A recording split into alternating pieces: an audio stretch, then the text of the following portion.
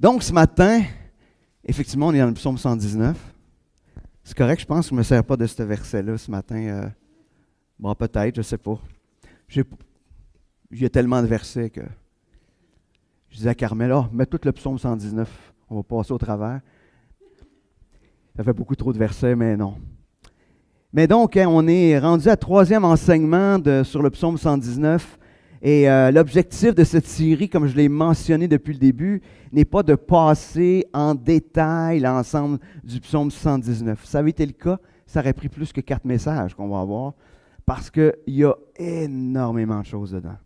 Mais plutôt de nous apprendre à étudier, pas étudier intellectuellement, mais étudier en méditant la parole de Dieu et que la parole de Dieu vienne faire un œuvre dans nos vies pour nous transformer.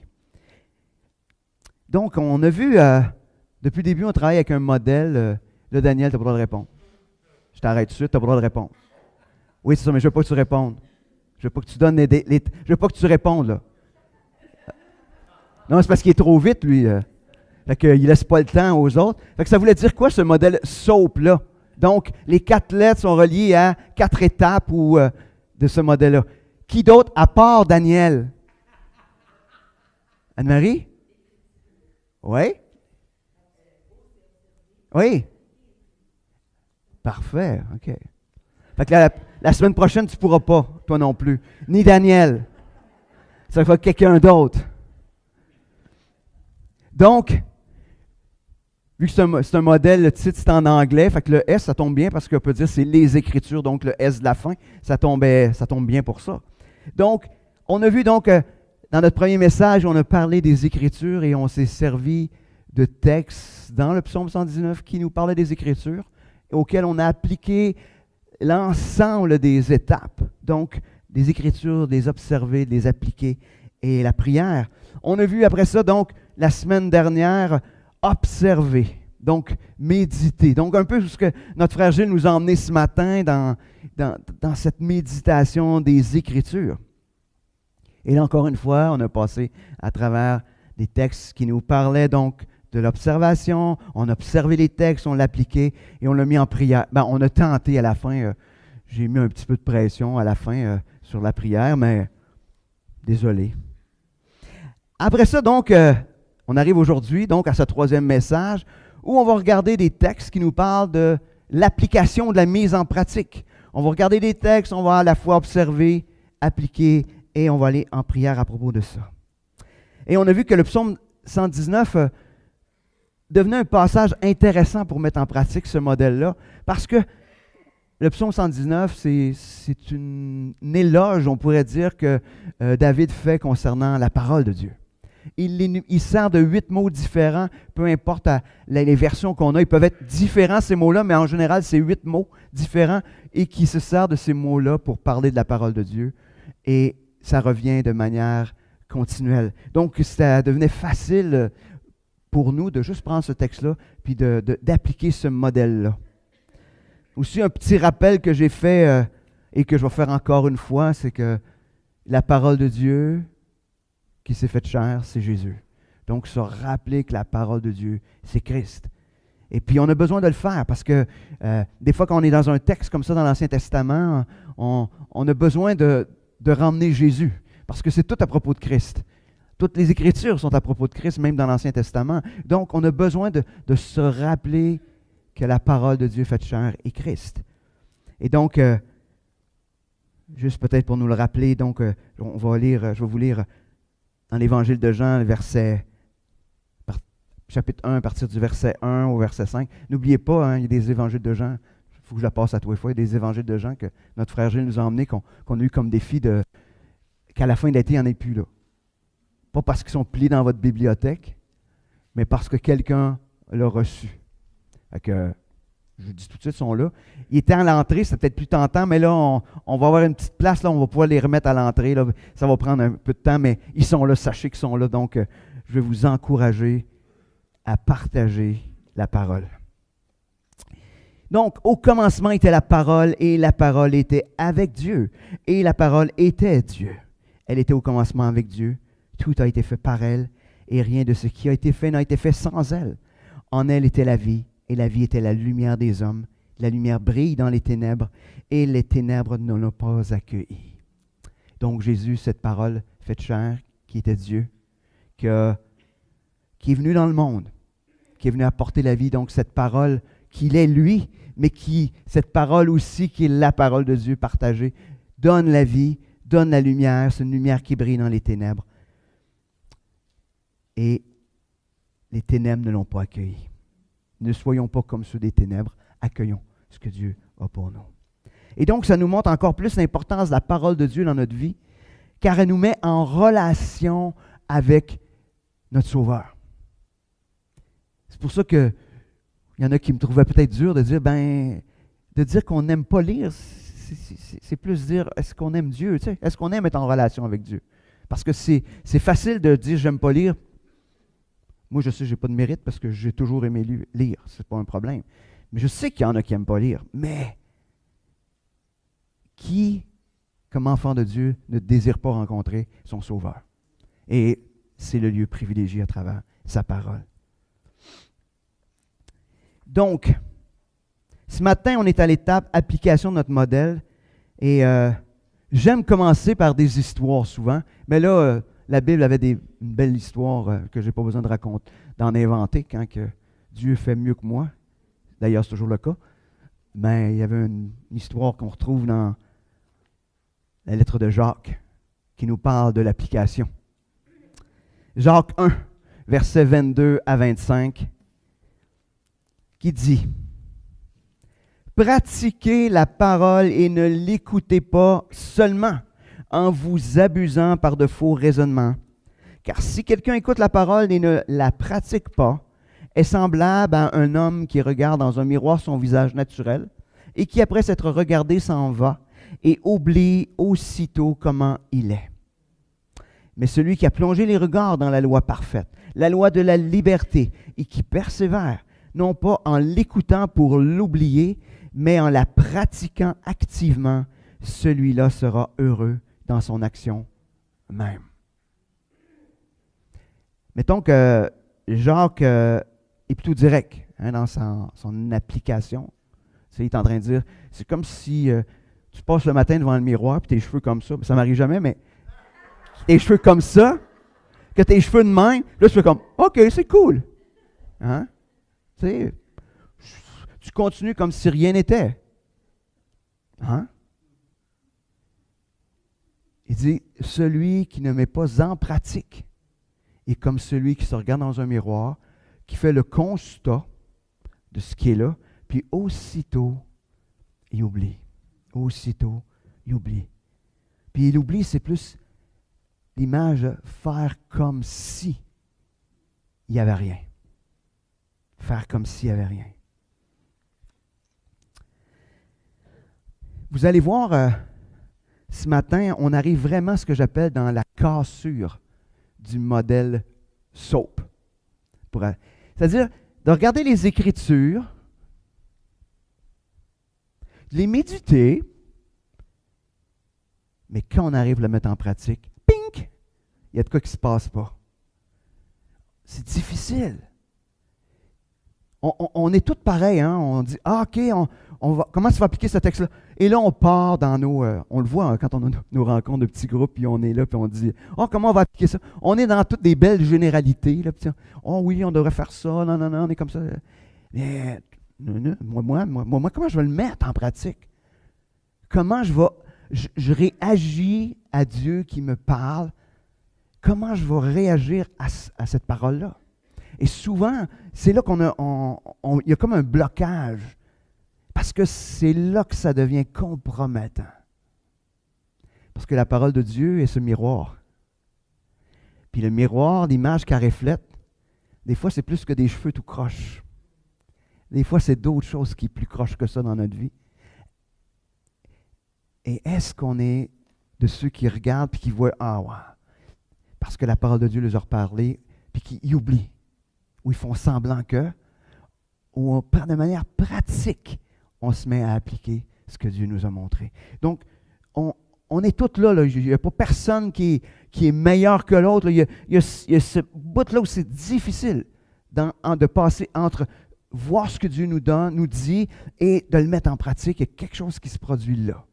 Il y a cette hésitation-là qui fait que peut-être que c'est pour ça qu'on a de la misère à lire, puis à méditer les Écritures, parce qu'on le sait que ça ne nous tente pas de voir dans le miroir quelque chose, puis d'être obligé de faire semblant qu'on ne réagit pas, ou on ne veut pas être hypocrite. Hein? On est une société comme ça, personne ne veut être hypocrite. Et qui fait que si je ne veux pas être hypocrite, la meilleure manière, c'est de ne pas me regarder dans le miroir. Si je ne me suis pas regardé dans le miroir, je peux, même si les gens disent « Ah, t'as-tu vu tes cheveux tout crocs? Ah, je ne sais pas, je n'ai pas vu. » Puis on a raison, on ne l'a pas vu. Et donc, moi je crois que c'est là. La cassure, à cause de cette cassure-là, c'est ce qui nous empêche souvent d'ouvrir les Écritures puis de les méditer. Parce qu'on ne veut pas être des hypocrites. Et ça, c'est à notre honneur là, de ne pas vouloir être des hypocrites. On ne veut pas être des hypocrites. Puis je ne veux pas que personne ici soit un hypocrite. Mais la seule manière de ne pas être un hypocrite, c'est de le mettre en pratique aussi. Parce que de toute manière, je ne veux pas vous cacher, mais on est quand même hypocrite de se dire un enfant de Dieu puis qu'on ne le met pas en pratique. Même si on pense vu qu'on ne le sait pas puis que Dieu ne l'a pas montré. Donc, avant d'aller plus loin, on va se tourner vers celui qui nous donne la capacité de mettre en application, qui nous donne la force de persévérer dans cette application-là. Parce que par nous-mêmes, on n'est pas capable.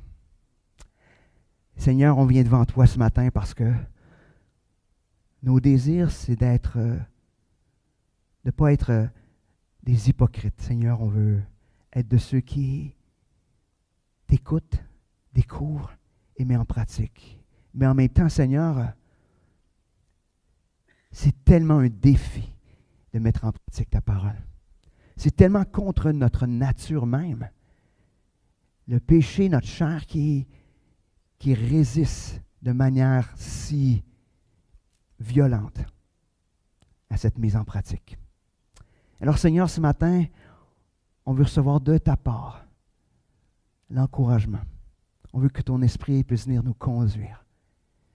Que ton esprit puisse nous donner la capacité, la puissance d'accomplir ta volonté, Seigneur. Et Seigneur, ce matin, donne à chacun d'entre nous ce désir de s'exposer au miroir de ta parole, Seigneur. Merci, Seigneur, de ce que tu vas faire dans nos cœurs, dans nos vies ce matin. Amen.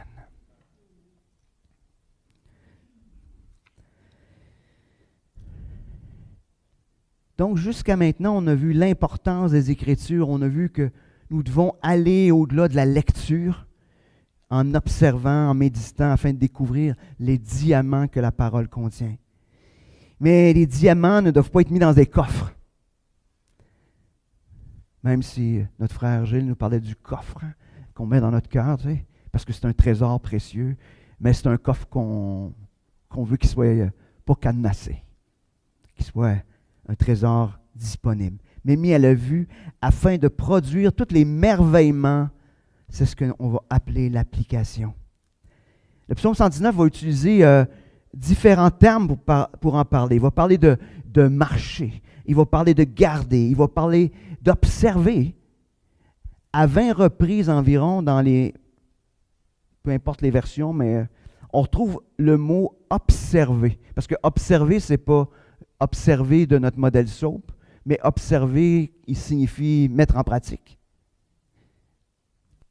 Mais on trouve donc au moins à 20 reprises ce mot-là sous différentes variantes. Comme je disais, ce mot qui signifie mettre en pratique, d'obéir, de garder.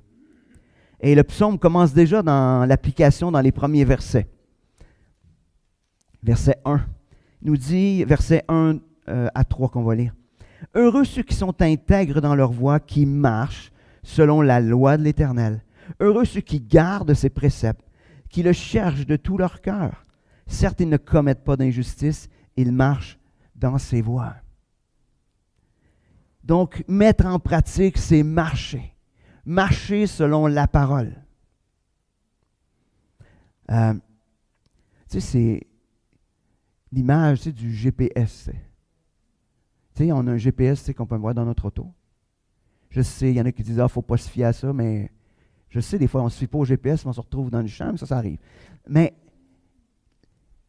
un GPS, hein, c'est comme tu dis, je fais confiance que la route qu'il va me donner va me conduire à bon port. Puis on écoute. Je sais qu'il y en a qui n'écoutent pas. Mais la parole de Dieu, c'est un GPS fidèle. C'est un GPS efficace. Mais donc, c'est de regarder la route et suivre la route. Et c'est de cette manière-là. Donc, il y a deux indications donc, que le texte nous donne ici. Il dit, gardez et cherchez. Gardez et cherchez. Donc, marcher, tu gardes, tu cherches. Tu gardes et tu cherches. Je garde en mémoire constamment la direction, puis je cherche continuellement la face de Dieu. Je garde, puis je cherche. Je cherche la face de Dieu. Je cherche à connaître Dieu. Je cherche à connaître cette direction-là. Donc, je la garde, puis je le cherche. Donc, c'est de cette manière-là qu'on peut commencer ou qu'on peut mettre en pratique. Puis, la seule manière de ne pas se perdre, c'est de garder en visuel le guide. C'est clair, hein? Si vous allez en randonnée dans un lieu que vous ne connaissez pas et qu'il y a un guide, et que vous dites, bah, puis tu ne suis pas le guide, ça se peut que tu te perdes. D'ailleurs, si tu suis un guide, c'est parce que tu es pas mal convaincu que tu vas te perdre. Puis tu fais confiance au guide. Mais pour la seule manière, c'est qu'il faut que tu ailles en visuel le guide. Parce qu'il va tourner à gauche, il va tourner à droite. Si tu ne checkes pas, tu ne sauras pas. Donc, la parole nous permet, quand on nous plonge nos regards, de suivre le guide et de suivre donc la direction qu'il va nous donner.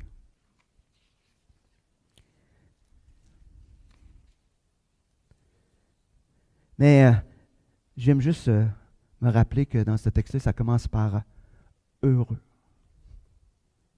Heureux. Heureux ceux qui appliquent la parole de Dieu. C'est ce que ça dit. Heureux. Puis ça, je ne sais pas si vous êtes comme moi, mais ça me tente pas mal. Être heureux, si quelqu'un ça ne tente pas. S'il y a quelqu'un qui ne l'est pas, ça nous dit que celui qui met en application la parole de Dieu, pas par ses efforts, mais par la puissance de Dieu qui agit en nous. Et ça nous tente. Ça me tente. Appliquer, c'est le plan de Dieu aussi. Jacques, comme on l'a vu dans sa lettre, présente la mise en pratique de la parole de Dieu comme une évidence. Pour lui, ça ne semble pas être une option. Tu ne peux pas mettre en application. Pour lui, c'est tellement fort dans sa lettre que Luther, qui était un réformateur, il disait, cette lettre-là, c'est une lettre de paille, sans valeur. Lui, parce que ça parlait des œuvres. Ça parle des œuvres, de la mise en pratique. Mais Luther réagissait aux indulgences qui étaient à l'époque, hein, qu'il fallait qu'il fasse des œuvres pour obtenir son ciel. Fait qu'il réagissait à ça fortement. Fait qu'il l'avait quand même laissé dans la Bible, mais il l'avait mis à la fin, comme un annexe. Mais il l'avait quand même laissé. Mais on peut comprendre pourquoi Luther a fait ça. Pas parce que la lettre n'était pas bonne, mais parce que lui, ça venait trop chercher dans ce qu'il avait rejeté.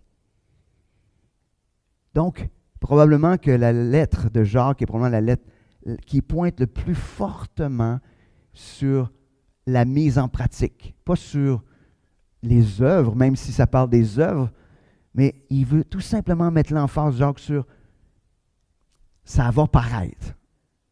Ça va paraître, mettre en pratique la parole de Dieu. Probablement qu'il était un peu impacté par les enseignements de Jésus, parce que Jésus aussi nous parlait d'écouter. Hein? Longtemps, même dans ses paraboles, il parle de l'écoute. Hein? La parabole du semeur, il parle de l'écoute. Il parle régulièrement d'écoute, mais aussi peut-être par ce texte du psaume 119, qui est le verset 4, qui dit tu as promulgué tes statuts pour qu'on les observe avec soin. Puissent mes voies être bien réglées afin que j'observe tes prescriptions. Imaginez, David dit, Dieu t'es mis là en place. Je veux juste vous rappeler que David avait le Pentateuque, les 5 premiers livres, quand il écrit ces choses-là. Probablement, c'est les 5 livres qu'on aime, pas qu'on aime moins lire, mais mettons que c'est plus difficile. Mais il dit, Dieu t'a mis ça en place pour qu'on les observe, pour qu'on obéisse, pour qu'on mette en pratique.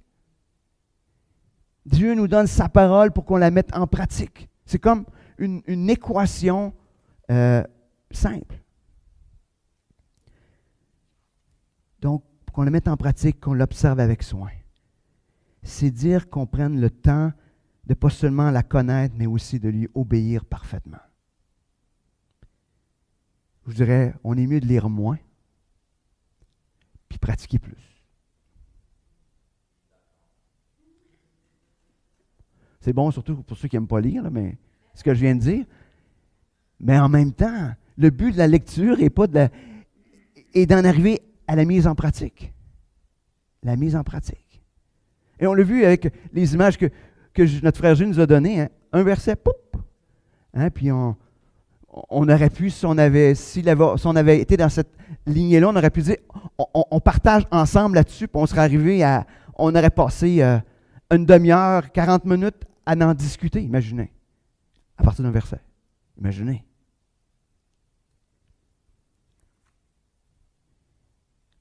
Il est intéressant de voir que l'application est immédiate. Hein, le psalmiste, il désire que sa vie soit plus conforme à Dieu afin que rien ne l'empêche d'obéir à Dieu. Puis là, il dit, pour qu'on les observe, il dit, puissent mes voies être bien réglées afin que j'observe. Intéressant. Tu les as promulgués pour que je les observe, puis il dit, je veux les observer, fait que ma vie soit transformée afin que je puisse les observer. C'était comme pour lui une équation directe. Et ça devrait être le désir de notre cœur de disciple. Pas par nos propres efforts, mais notre cœur de disciple devrait être de ceux qui disent, hey, Seigneur, je veux le mettre en pratique. Je ne suis pas capable, j'ai de la misère. Je tombe. Mais Seigneur, c'est ça le désir de mon cœur. Seigneur, par ton esprit, viens me donner la capacité de le mettre en pratique. Le mettre en pratique, ça n'a jamais dit que c'était facile. Jésus ne l'a même pas dit que ce serait facile. Mais il a dit, je vais vous envoyer un autre consolateur qui va venir vous aider, vous rappeler, vous encourager, vous fortifier. Puis je vous donne des frères et des sœurs qui vont vous aider, qui vont vous encourager, vous fortifier, vous exhorter. Imaginez. Si ça avait été facile, on aurait reçu le livre d'instruction, puis il aurait dit, vas-y avec. Puis tout aurait été facile. On sait que c'est pas facile, hein? Adam et Ève, il y avait une règle à suivre, puis ils ont été capables, imaginez. Appliquer découle aussi de la prière. Le psaume 119, bien qu'il parle de la parole de Dieu, dans les faits, c'est aussi une longue prière. Le psaume 119, c'est une prière. Vous allez voir la semaine prochaine, il y a un pourcentage très élevé que ça parle directement de la prière. Fait qu'imaginez, ce psaume-là est avant tout une prière. Une prière où David reconnaît l'importance de se soumettre à Dieu, qui est impossible de vivre selon les Écritures sans la puissance de Dieu. Je vais vous lire quelques versets. Le verset 17. « Fais du bien à ton serviteur pour que je vive et que j'observe ta parole. » Verset 34. « Donne-moi l'intelligence pour que je garde ta loi et que je l'observe de tout mon cœur. » Verset 88. « Fais-moi vivre selon ta bienveillance afin que j'observe les préceptes de ta bouche. » 146. « Je t'invoque, sauve-moi afin que j'observe tes préceptes. » D'une manière plus spécifique, David va demander à Dieu d'avoir la vie, de l'intelligence, de lui apprendre à vivre sous sa compassion, sa grâce, de le protéger de ses ennemis, afin de pouvoir mettre en pratique la parole de Dieu. Est-ce qu'on a ce genre de prière?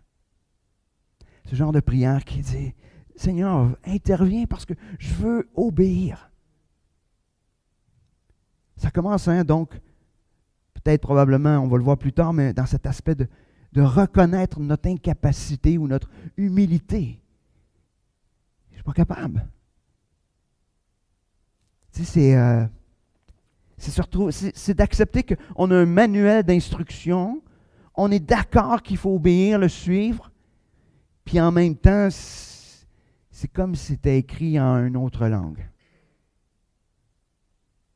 D'une certaine manière.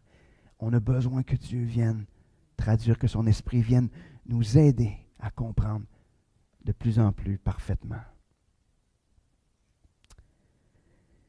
Appliquer émane aussi d'un cœur émerveillé. Je suis en train de lire un livre qui parle de ça sur l'aspect d'être émerveillé par Dieu. Et je fais comme, oh wow. Mais ça commence par un cœur qui est émerveillé. Désirer mettre en pratique la parole de Dieu, tout se joue au niveau du cœur. David était émerveillé par la parole de Dieu et sans cet émerveillement, le désir d'appliquer disparaît. C'est un automatisme. Ce qui te fait triper, là, il n'y a rien qui va t'empêcher de le faire. Tu vas être content de le faire. On n'aura même pas besoin de t'en parler, tu le sais déjà, tu vois déjà. Hein? On a toutes nos choses qui nous excitent plus que d'autres, qui nous fascinent plus que d'autres. Puis c'est comme, wow, on est toujours all-in. Hein? Mais est-ce qu'on a cet émerveillement-là? Verset 129 dit, « Tes préceptes sont merveilleux. C'est pourquoi mon âme les garde. » 167, « Mon âme observe tes préceptes et je les aime beaucoup. » 136, « Mes yeux répandent des torrents d'eau parce qu'on n'observe pas ta loi. » Imaginez, il était d'une certaine manière triste que les autres ne soient pas émerveillés, puis qu'ils n'aient pas le goût d'obéir à cette loi-là. Il trouvait les Écritures merveilleuses, il les aimait. Comme je vous disais, il était donc attristé de voir les autres qui n'étaient pas émerveillés comme lui. Il n'est pas émerveillé des écrits, mais de celui qui parle par les écrits. Et par celui qui est révélé par les écrits. Imaginez-nous, là, on a cet avantage-là. Ça nous parle de Jésus, notre Sauveur. Ça nous en parle. Imaginez. Ça nous parle de Dieu, dans toute sa puissance, mais aussi dans tout son amour, son affection pour nous. Est-ce qu'on est émerveillé? Est-ce qu'on est wow, wow? Est-ce qu'on est émerveillé? Des fois, on l'est moins. Mais Dieu n'est pas moins merveilleux. Sa parole n'est pas moins merveilleuse. C'est juste parce qu'il y a quelque chose en nous qui a étouffé l'émerveillement. La déception, ça se peut. Mais peut-être qu'on peut avoir comme prière tout simplement, Seigneur, ramène cet émerveillement. Je suis convaincu quand vous êtes venu à Christ que vous étiez émerveillé. Personne, en tout cas, j'en connais pas, là. Je ne connais pas toutes vos histoires, mais personne n'est venu à l'Évangile et vous êtes comme, OK, cool, ouais, c'est bon. Ah non, c'était comme, yeah, il y a quelque chose qui s'est passé. Vous étiez émerveillé par ce salut-là. Même si ça s'est fait graduellement ou que ça s'est fait de manière comme ça. Moi, c'était comme ça. Il y a un jour, une heure précise, un lieu précis, c'est comme ça. Et je regarde d'autres, comme mon épouse, ça a pris du temps. Mais ça n'empêche pas que le même émerveillement était là. Hein, quand vous avez abandonné votre premier amour, dans l'Apocalypse, c'est un petit peu ça. On a abandonné cet émerveillement-là. Mais tout commence par ce cœur émerveillé. Si vous n'êtes pas émerveillé, ça devient difficile d'appliquer. Parce que vous allez mettre en pratique ce qui vous émerveille. C'est clair. C'est clair. Appliquer commence par l'humilité. Ça, c'est un mot aussi qu'on a de la difficulté avec. Hein? Le mot humilité, c'est probablement, hein, dans les mots difficiles, dans notre liste de mots difficiles, c'est probablement le mot assez haut.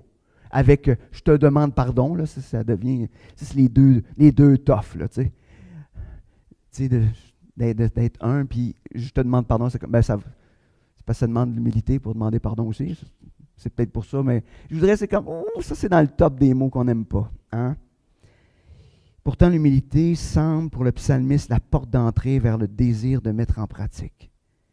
Il y a un verset tellement, moi je trouve qu'il est choc, parce que quand je le lis, je fais comme, oh, le verset 67. Avant d'avoir été humilié, je m'égarais. Maintenant, j'observe ta parole. Ça ne nous tente pas, hein? Personne ne veut passer par ce chemin-là. Pourtant, plusieurs devront passer par ce chemin-là. Moi, le premier.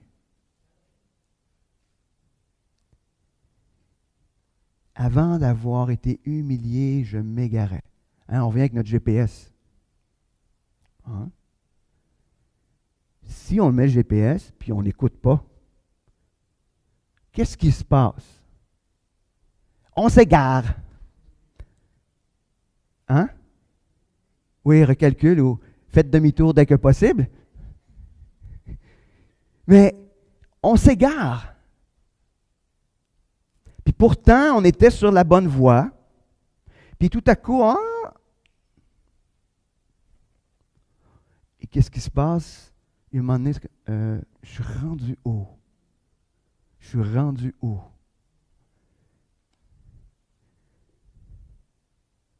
Je me souviens, à une époque, j'étais dans les cadets de l'armée. On était en plein, on jouait à la guerre, ça arrive dans les cadets. Et ils jouaient à la guerre, et j'étais en plein bois, en pleine nuit. Puis à un moment donné, je jouais à la guerre, tu sais. Donc, plus soucieux de me protéger, de ne pas me faire pogner, que de savoir où j'étais. Pour finalement arriver et dire, où suis-je? Où vais-je maintenant? Mais ce qui est le fun dans ces jeux de guerre-là, il y a toujours quelqu'un qui lance on appelle ça un flare. Puis c'est OK, c'est là, Frédéric. On était heureux, ça a réglé mon problème d'égarement. Mais ça arrive des fois de cette manière-là aussi. On se laisse égarer. Mais l'humilité nous ramène à dire, j'ai besoin de toi. C'est pas pour rien le psaume 23. Hein, l'Éternel est mon berger, c'est que faut accepter d'être cette brebis dépendante de ce berger-là. Et ça prend une humilité. Ben, l'humilité, c'est juste d'accepter la réalité. Hein. Tu sais, l'orgueil, c'est de penser que tu es quelqu'un d'autre. Hein. L'humilité, c'est juste de reconnaître qui tu es. C'est juste ça. L'humilité, c'est pas de s'abaisser, là. C'est pas de s'humilier, c'est pas ça, là. L'humilité, c'est de reconnaître qui je suis. Point. L'orgueil, c'est de penser que je suis capable. Mais il dit, avant d'avoir été humilié. Il était humilié parce que, dans le fond, Dieu l'a ramené à « voici qui t'es ». Et voilà. Et ça fait mal, hein? Ça fait mal. Mais c'est un chemin efficace.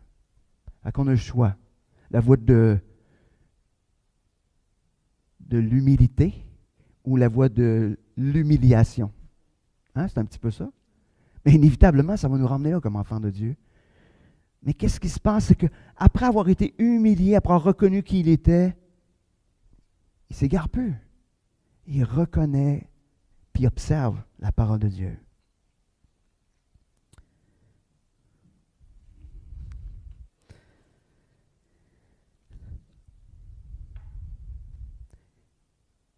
Chaque fois qu'on pense qu'on est capable de faire les choses,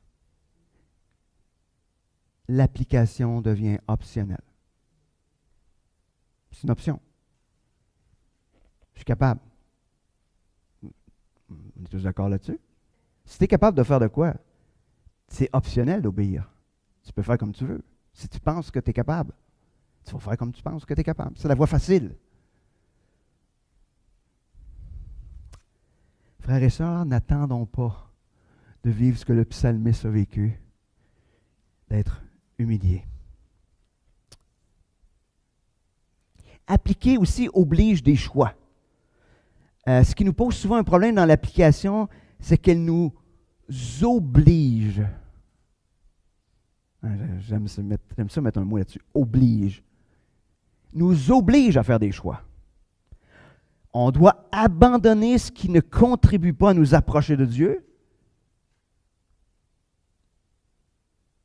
et choisir Dieu.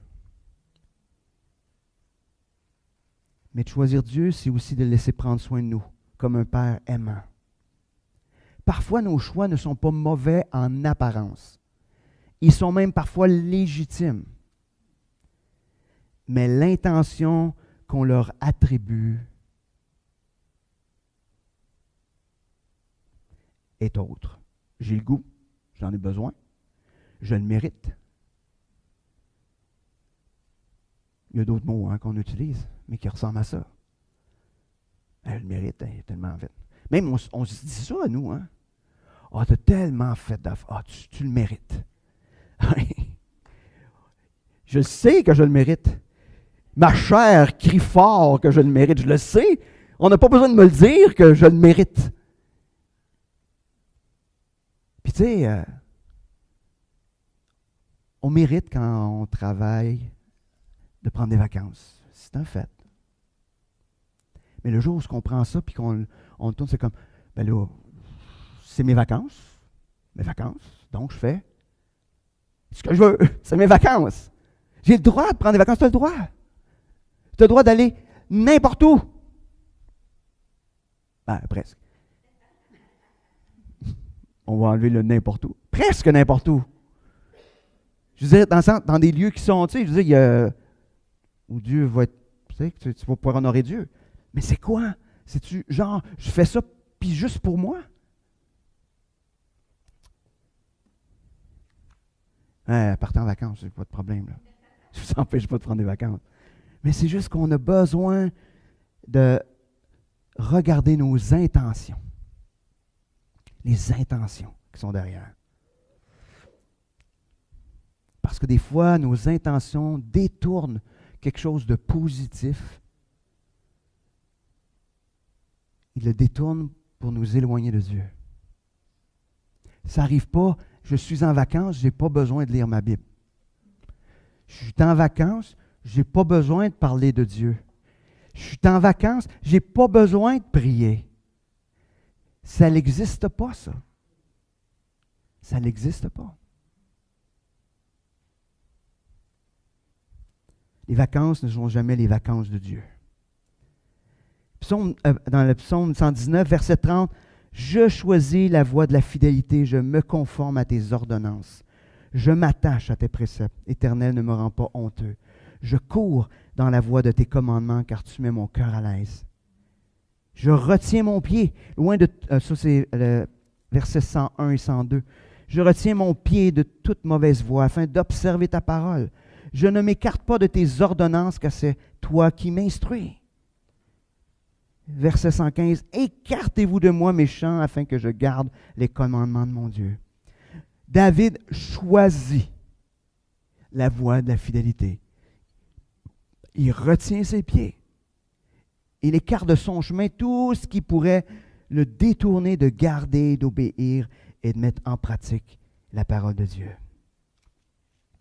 Donc, ça l'oblige des choix. Et d'appliquer aussi, c'est notre responsabilité.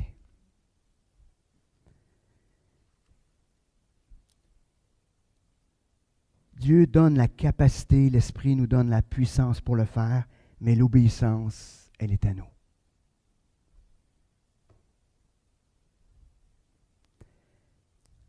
Verset 9. Comment le jeune homme rendra-t-il pur son sentier? En observant la parole, en obéissant. Verset 55. La nuit, je me rappelle ton nom, ô Éternel, et j'observe ta loi. C'est là ce qui m'est propre, car je garde tes statuts. Ma part, ô Éternel, je le dis, c'est d'observer tes paroles. C'est sa part. Verset 60. Je me hâte, je ne diffère pas d'observer tes commandements. 106. Je jure et je le tiendrai d'observer les ordonnances de ta justice. Donc, ce choix d'obéissance afin d'être transformé. C'est notre responsabilité, notre part, donc, d'appliquer et d'obéir. Mais aussi, il y a cette application sans tarder, sans remettre à plus tard. Ça, on est bon là-dedans. Hein? Ah, oui, Seigneur m'a mis ça, mais je tombe en vacances, je vais commencer à le faire. Là.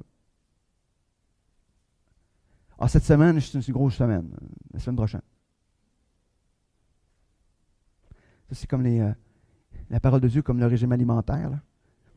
Plus tard. Plus tard, bien sûr. Puis mettre en pratique, donc, notre engagement comme disciple. Mais comment appliquer l'application? C'est intéressant de ça, appliquer l'application. Je pense qu'il faut retourner au point de départ. Il faut retourner dans les Écritures. L'application retourne dans ouvrir la parole de Dieu.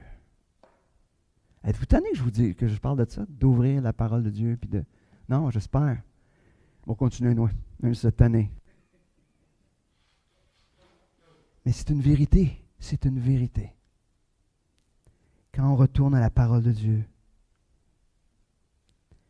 Après ça, donc, ce qu'on a vu, c'est l'observer, méditer le texte, mais aussi de ne pas s'arrêter là, car c'est là que le défi de la croissance commence. On a lu, on ne s'arrête pas, on la médite, on l'observe, mais ça ne s'arrête pas là, parce que là, le défi de la croissance, il est exactement là. Comment mettre en application l'application? Commencer par quelque chose de simple. Un petit pas en avant.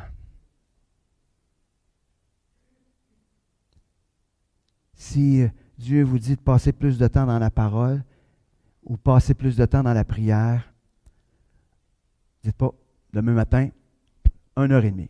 Je prends 1h30 de temps. Moi, je vais plus de bonne heure. Faites pas ça. Faites pas ça.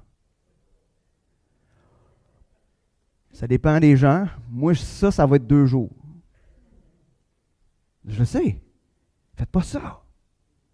C'est quoi le petit pas? Le petit pas d'obéissance que vous allez faire. Mais un pas vers l'avant. Pas quelque chose que vous faites déjà. Dites-moi pas, il faut que je lise ma parole. Mais je le lis déjà, mais non. Tu le mets déjà en application. C'est quoi le pas de plus? C'est quoi le pas de plus? Est-ce que c'est de t'arrêter sur un verset?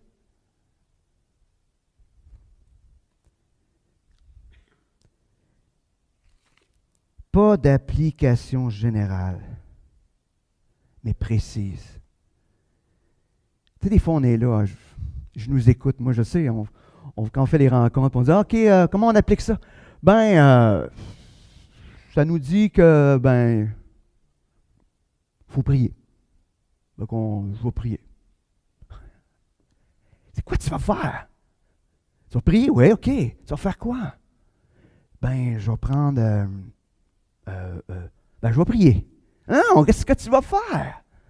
Est-ce qu'on a de la misère? Mais encore. Hein? Il faut avoir plusieurs mais encore. Pour finalement arriver à dire, je vais commencer puis je vais demander pardon au Seigneur parce que je ne prie pas. OK. On arrive là. Étape 1. Étape 2, c'est, je vais prendre 5 minutes puis je vais amener une chose. OK. Tranquillement. Mais ce premier pas-là. Puis se laisser transformer puis d'obéir. Accepter. Parce que peut-être que vous êtes à une étape où vous avez quelques mois, quelques années ou plusieurs années de non-obéissance. OK? Puis, mais vous le savez. Donc là, vous avez la liste de tout ce que vous devriez faire que vous n'avez pas fait. Plusieurs pages. Vous prenez cette liste-là, vous l'achetez. Vous l'achetez. Vous l'achetez, c'est inutile. Parce que ça, là, c'est juste de la culpabilité. C'est pas ça l'objectif. C'est aujourd'hui, on part avec une page blanche. Une page blanche. Puis, Seigneur te montre quelque chose, mets-le en pratique. Puis, continue sur cette chose-là tant que tu ne l'as pas mis en pratique. Après ça, tu continueras. Puis, je sais, la liste va vous hanter, là. Si elle vous hante, vous prenez cette liste-là, là, que vous avez dans votre tête, et vous dites, Seigneur, je la dépose. Je sais que je n'ai pas obéi pendant toutes ces années-là. Je te demande pardon. Seigneur, à partir d'aujourd'hui, je vais obéir.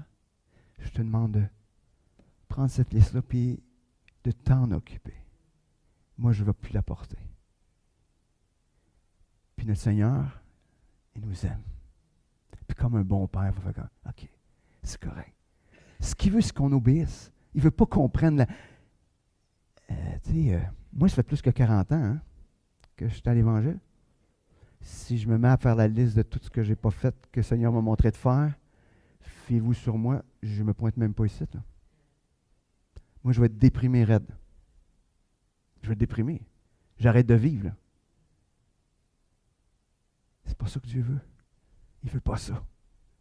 Il veut que tu t'ailles devant lui et dis, OK, aujourd'hui, là, je vais faire ce premier petit pas-là. Que ça fasse 40, 50 ans ou que ça fasse 1 an que vous venez à l'Évangile, ça ne change rien. Il n'y a pas de honte. Il n'y a pas de honte. La honte, ça n'a jamais conduit à la croissance. Mais c'est, OK, aujourd'hui, ce premier pas-là. Donc, pas une application générale, mais une application qui est précise, qui va vous permettre de la transformer en prière. Seigneur, je ne lisais pas la parole. Seigneur, je veux prendre le temps. Seigneur, j'ai goût de prendre au moins 5 minutes par jour pour être dans la parole. Seigneur, donne-moi le courage de le faire. Donne-moi le temps précis de le faire. Rappelle-moi quand je m'éloigne de ça. Mais je veux faire ça, Seigneur. Commencez là. Si nous ne prions pas, c'est qu'on exclut Dieu de l'équation. Puis sans Dieu, même le plus petit engagement sera difficile. Il n'y aura pas de croissance. C'est Dieu qui fait croître. C'est Dieu qui fait croître. Puis reviens. Arrête-toi pour t'examiner, observer ce que Dieu fait en toi. Je ne sais pas si vous avez remarqué, mais on note rien. Hein? On n'écrit rien. On n'écrit pas grand-chose. Il y a peu de monde qui écrivent de quoi. Là. Il y en a quelques-uns. Je le vois parce qu'elle est en avant ici. Là. Mais il y a peu de gens qui écrivent. Mais souvent, on oublie ce que Dieu a fait dans nos vies. Si on ne l'a pas noté. Si on n'a pas pris le temps de juste s'arrêter et de noter d'une manière ou d'une autre. Prenez la manière qui vous... je ne veux pas mettre de fardeau sur l'écriture, mais c'est juste... C'est bien de pouvoir se rappeler et dire, OK, je m'étais engagé à ça. Hein? Seigneur, devant toi, je dis que je prendrais 5 minutes dans la parole. Hey, ça fait 1 mois, mais je passe une demi-heure dans ta parole. Oh, OK, Seigneur, merci. Merci de ce que tu as fait. Ou, j'avais dit ça, mais je ne suis pas capable à tous les jours. Seigneur, donne-moi la capacité de le faire. C'est ce qui devient votre gauge pour prier, je vais dire comme ça, ou votre évaluation qui vous permet d'aller dans la prière. Puis même en mettant de dire, des fois à un frère ou une soeur, c'est comme, bon, j'avais mis ça comme défi, mais j'ai de la misère. Peux-tu prier spécifiquement sur cet aspect-là? On a besoin des frères et des sœurs pour le faire. Ah oui, ça va demander de l'humilité, mais s'ils sont honnêtes, eux autres aussi ont besoin de la même humilité que vous autres aussi. Il n'y a rien de différent là-dessus.